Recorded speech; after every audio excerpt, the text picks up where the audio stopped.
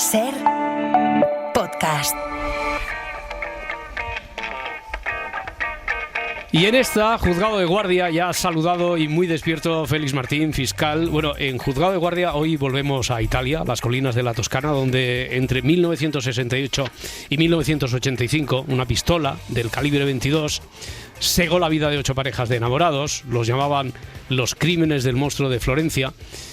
Asesinatos rituales, mutilaciones, errores judiciales y un miedo, Adriana, que convirtió el amor en peligro, ¿no? Sí, la semana pasada contamos aquí cómo empezó todo. La historia del pequeño Natalino Meles, aquel niño que llamó a una puerta en mitad de la noche tras ver morir asesinada a su madre en un coche.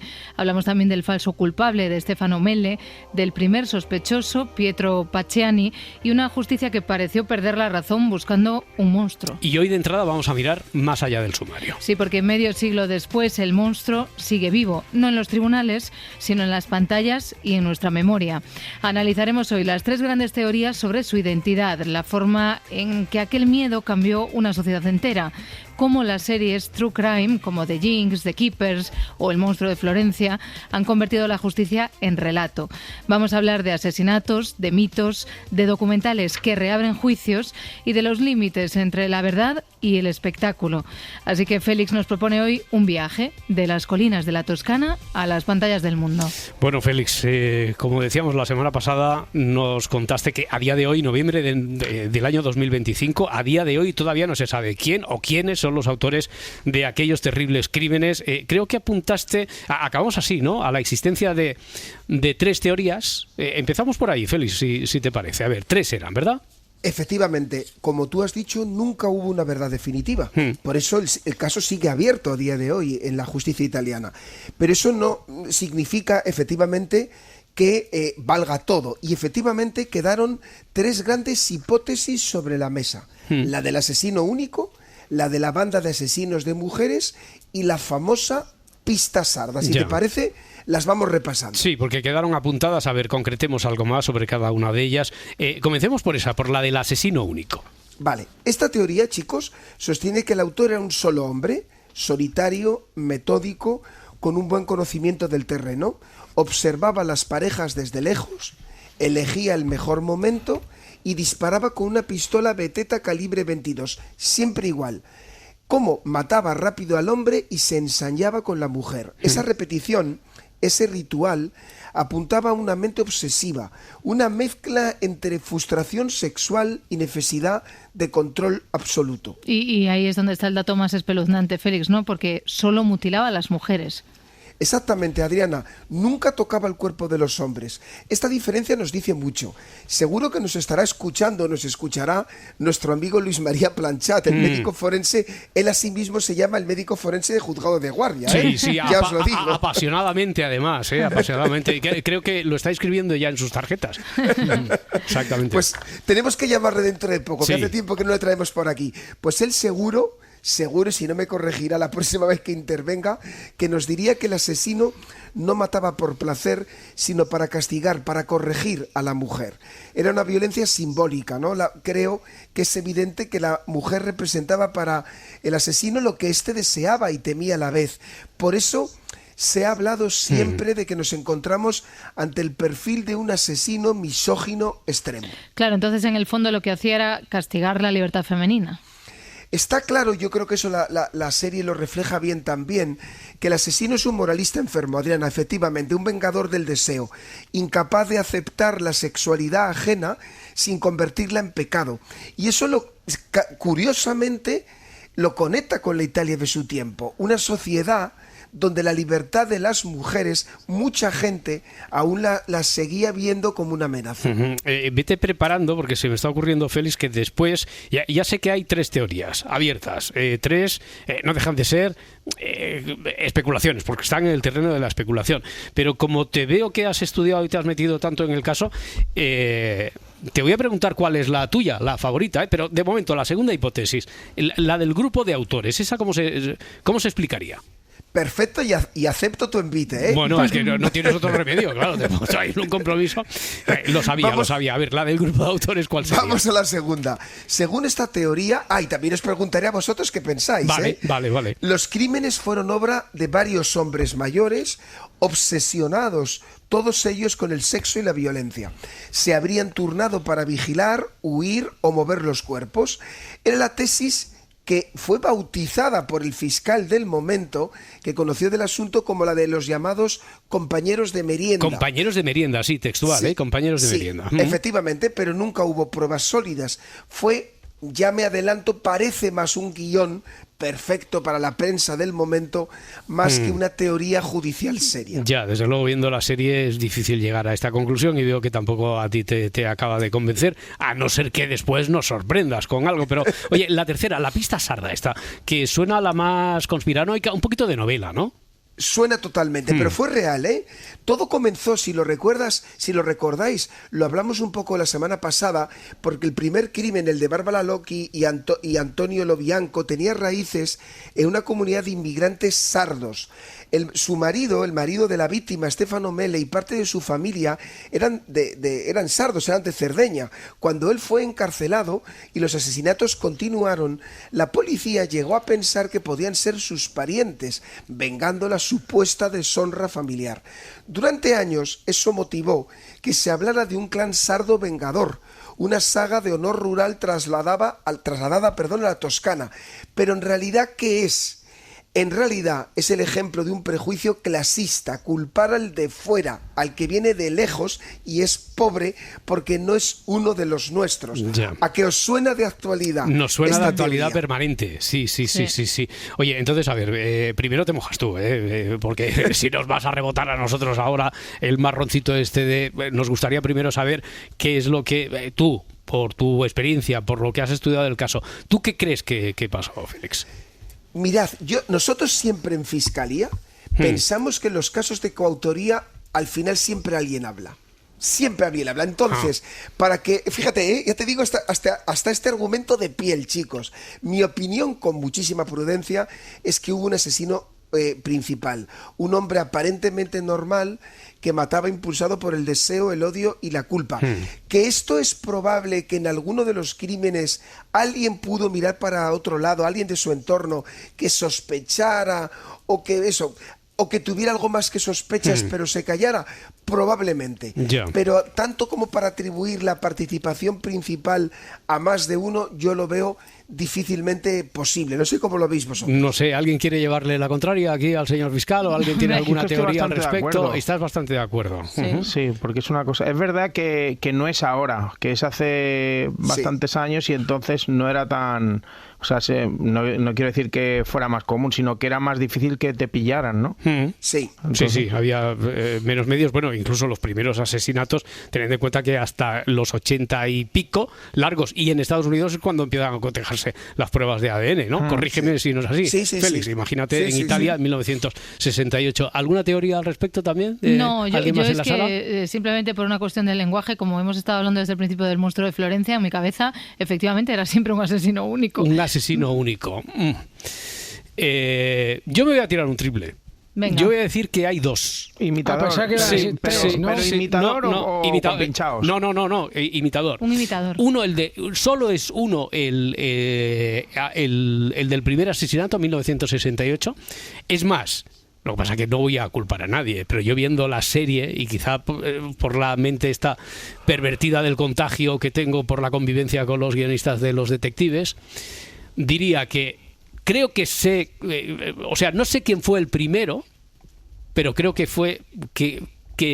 sé quién fue quien le imitó después al primero. Anda. Y ya está.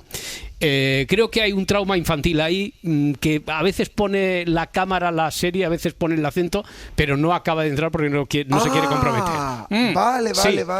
Es decir, uno de los del primer asesinato que puede quedar traumatizado niño en ese momento, es que no sé qué ha sido de su vida después, y por eso no... Ya. Pero vamos, si esto fuera una serie de ficción, yo diría que tal y como está planteado era eso.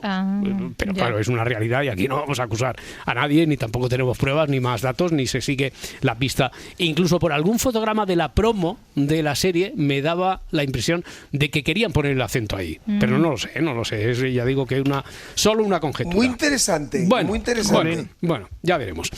Oye, otro aspecto que la serie cuenta muy bien es cómo el miedo cambió la sociedad toscana. Eso también lo decíamos, Félix. Yo creo que probablemente es el aspecto más novedoso de la serie. ¿No? El eco de cómo los asesinatos transforman la vida cotidiana de los jóvenes, la forma de educar a los jóvenes, de incluso de cómo tener sexo en los coches, ¿no? Los jóvenes dejan de sentirse libres, empiezan a sentirse vulnerables, hasta los curas lo decían en misa, ¿no? Volved pronto a casa que el diablo ronda los caminos. O sea, el miedo como pedagogía en este caso, ¿no? El asesinato no era más que castigar el pecado, en realidad. Claro, es perfecto, ¿no? Como herramienta, si evitas el pecado, evitas el crimen. El monstruo se convirtió en metáfora moral, en guardián del orden, en censor del deseo, ¿no? El asesino como mito del orden moral. Ya. Y eso por una parte. Y después estábamos comentándolo estos días también ahí en las reuniones, en la redacción. No sé si esto tiene algo que ver con el nacimiento de lo que después son como leyendas, monstruos, el hombre del saco. Quiero decir que hay asesinatos reales que originan después, y en el caso del monstruo de Florencia parece muy, muy claro, si existe una conexión entre los crímenes reales como tal y después la forma en la que la sociedad construye a sus monstruos. O sea, construye leyendas que socializan el miedo, que personifican hasta el mal, como te decía, en el hombre del saco, ¿no? Cuidado que viene el coco. No sé qué te parece, Félix. Me parece, chulísimo el tema ese. O sea, he pensado lo mismo, me puse a investigar. O sea, esto tiene que ver con lo del autoestopista, cómo hemos crecido los chicos de los 80 con esos miedos. No sé si os pasa igual, ¿no? Sí. Del autoestopista, ¿no? Y me pongo a investigar, ¿vale? Efectivamente, la sociedad construye leyendas para socializar el miedo a través de los crímenes reales. Entonces, voy a enlazarlo con lo del autoestopista. Y esto es lo que he investigado. A ver qué os parece.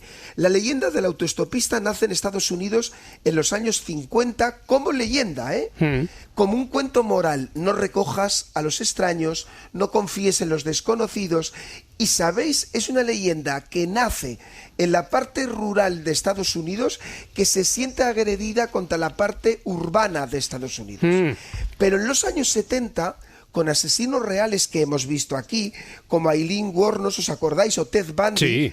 Ya hemos tratado en Juzgado de Guardia, la leyenda se vuelve realidad.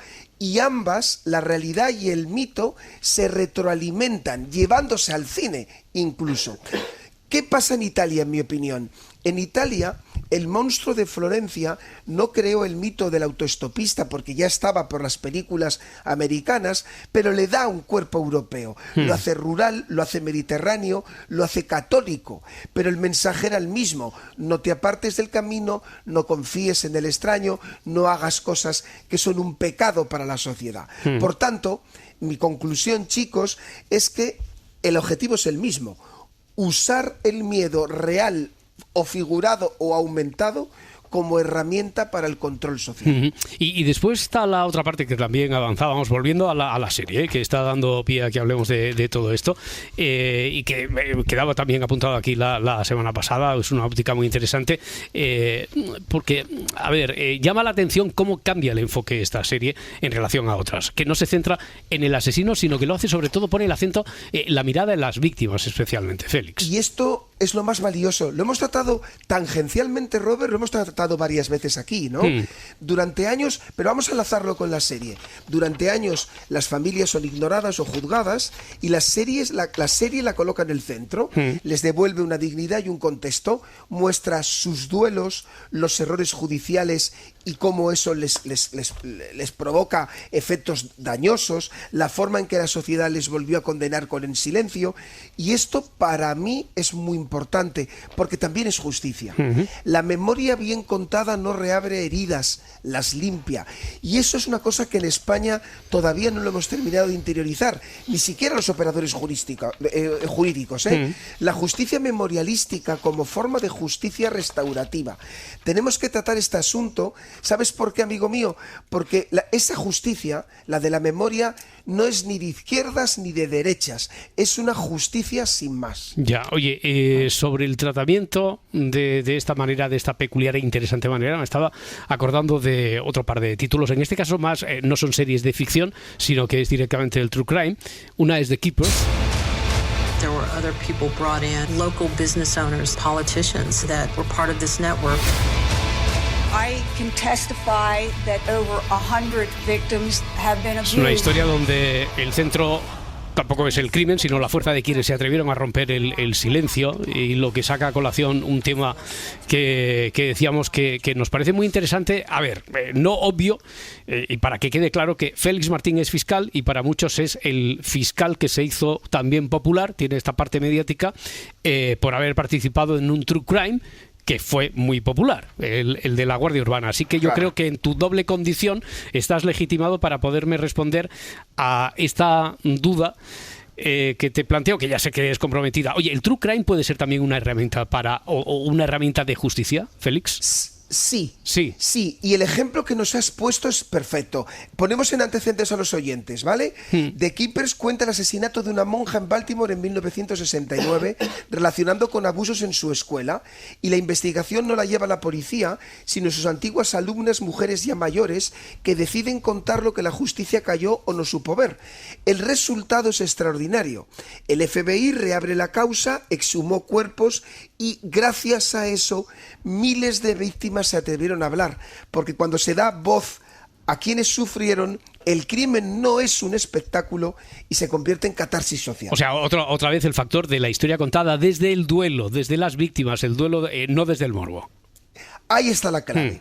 Y el futuro del True Crime, no el culto al asesino, esto lo hemos tratado tú y yo, ¿verdad? Sino la reparación de la víctima. Todo trabajo que parte de analizar el dolor de las personas debe mostrar obligatoriamente empatía y respeto a esas personas. Oye, pues me estoy acordando también, la que vamos a citar es de HBO, es la historia, un caso increíble, el caso de Robert Dust. Me llamaron de la centralita. De Jinx. Horas después.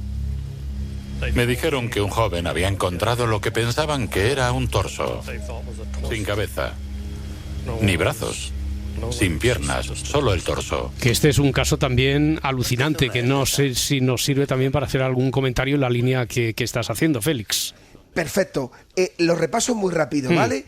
Dars, heredero multimillonario, acusado de 3 asesinatos y liberado durante años por falta de pruebas, hasta que grabando, es alucinante, una entrevista para el documental, olvida apagar el micrófono, chicos, y dijo, pensando que no quedaba registrado, los maté a todos, por supuesto. Y esa es la confesión. Total. Es la que hace cambiar todo, ¿no? Total. Ya. Alucinante. Ya. Y eso plantea otra pregunta también a lo mejor incómoda. ¿Una serie puede sustituir a la justicia, a un juez? Buf. Yo creo que esto sí que tiene mucho que hablar. Y yo creo que esto merece hasta un juicio entero. Y aquí invoco a Sofía Vidal. Sofía Vidal, estás convocada. Sofía Vidal es un personaje que se inventó Félix, que era aquella portavoz de un think tank, ¿no? De extrema derecha, para entendernos, ¿no? ¿Y le quieres plantear a ella un debate sobre esto? Sí. Bueno, sí. Que en realidad es así ella. O sea que... no. Es papel que interpreta muy bien Laura Martínez. Además, lo interpreta prácticamente desde las antípodas de ese personaje, con lo cual tiene mayor valía. Sí, el felpudito también, sí. Oye, pero ¿y qué tendrían en común todos estos casos de los que hemos hablado, Félix? El poder del relato, chicos. Todos demuestran que una historia puede ser más fuerte que una sentencia. ¿Qué quiere decir con esto? Si se cuenta con ética, sirve a la justicia. Si se cuenta con morbo, la destruye. Y aquí la justicia tiene un papel muy importante por ello. Y entonces sería el relato, Félix, como una segunda oportunidad. Efectivamente, el buen true crime no busca culpables, busca conciencia. El mal true crime convierte el dolor ajeno en espectáculo. Por eso hay que vigilar cómo se cuentan los crímenes, porque cada palabra es una posible condena, una posible absolución. Es una responsabilidad vuestra de los periodistas y es también una responsabilidad nuestra de los juristas. Esforzarnos en nuestro trabajo por dar respuesta a los hechos y consuelo a las víctimas y alertar de los intentos de intoxicación de la opinión pública. Y convocar a Sofía Vidal también para un próximo debate. Ella, bueno, desde el otro lado de la pecera, que diría el clásico, yo creo que ha expresado de forma bastante ostentosa su alegría, Estaba ¿no? a punto de ponerse de pie en la mesa de Pablo González. Nuestra Vita Aquiles. Sí, Pues la semana que viene, chicos, si queréis. Muy bien, pues cuando guste usted, señor fiscal Félix Martín, ha sido un placer. Hemos aprendido muchísimo y lo que seguiremos aprendiendo la próxima semana. Un abrazo. Abrazo enorme, chicos.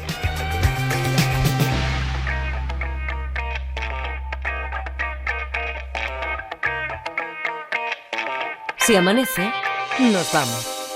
Cadena SER. Para no perderte ningún episodio, síguenos en la aplicación o la web de la SER, Podium Podcast o tu plataforma de audio favorita.